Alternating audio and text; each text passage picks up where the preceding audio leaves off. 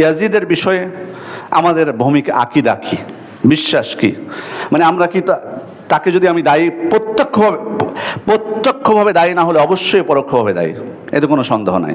কারণ এটা এই সিচুয়েশনে পরিবেশ তৈরি করেছে কি?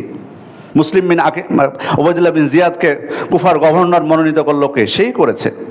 কেন নোমান বিন বাশিরকে সরিয়ে দেওয়া হলো? তার মানে এখানে পরিবেশকে অশান্ত করতে, বিশৃঙ্খলা সৃষ্টি করতে সে করেছে।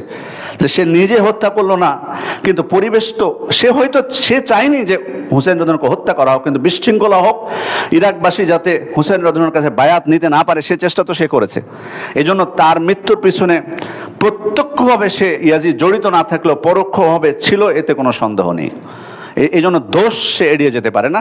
এই জন্য কেউ কেউ তাকে যেমন লানত করেছে, একদল অভিশপ্ত বলেছে, তাকে কাফের বানিয়ে দিয়েছে, এটাও যেমন বাড়াবাড়ি, কিন্তু সাথে সাথে বিপক্ষের আরেক দল আবার তাকে খলিফাতুল মুসলিমিন বলে মানে নির্দোষ আখ্যায়িত করা, এটাও বোকামি।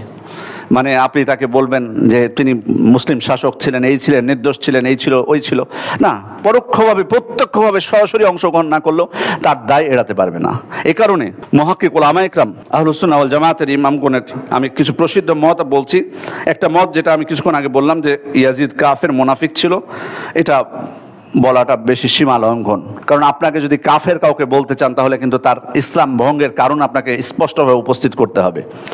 সেক্ষেত্রে আসলে শিয়ারাই এই ফতোয়া দিয়েছে, কারণ তারা তো আসলে শুধু হুসেন রাদিয়াল্লাহু না, কারণ আবু বকর ওমর রাদিয়াল্লাহু তারা কাফের বলতে দ্বিধাবোধ করেনি। বেশিরভাগ সাহাবা ইকরাম এই শিয়াদের কাছে হলো মুনাফিক। সুতরাং যাদের কাছে বেশিরভাগ সাহাবা ইকরাম কাফের, মুনাফিক, তাদের ফতোয়ায় আপনি কান দিবেন কিভাবে? এটা হলো বিষয়। দ্বিতীয় বিষয় হলো, কেউ কেউ বলেছে যে ইয়াজিদ ছিল সাহাবী এবং সৎ ব্যক্তি। এই কথাটা ভুয়া।